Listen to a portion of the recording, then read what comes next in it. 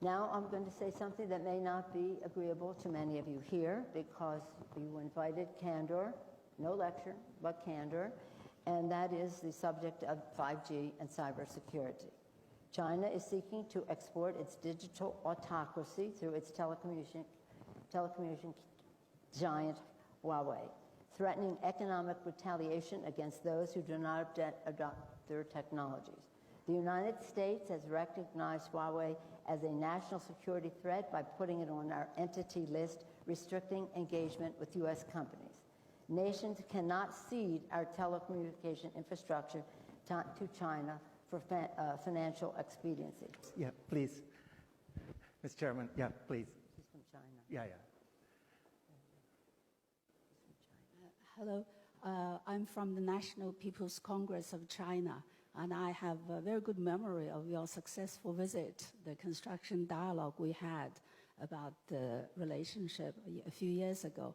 My question is about Huawei. I think my knowledge of how the world works is that technology is a tool.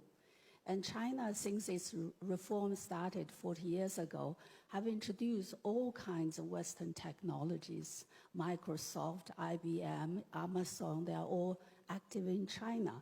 And since we started with first G, second G, third G, fourth G, all the technologies came from Western countries, from the developed world. And China has maintained its political system. The system led by the Communist Party has become successful. It's not threatened by the technologies. How come if Huawei's technology with 5G is introduced into Western countries, then it will threaten the political system? Do you really think the democratic system is so fragile that it could be threatened by this single high-tech company of Huawei? Let me just say to you that are applauding back there that Huawei was created by reverse technology of American initiatives. That was one of the main ways that they got started. So yeah, we know the capability that Huawei has. We do not want to emulate the Chinese system. So it isn't a question of we have Huawei and we are a model, so why are you afraid of Huawei? We understand the power of technology, and and I've been tracking China for 30 years on trade and the rest of it in terms of intellectual property and the rest.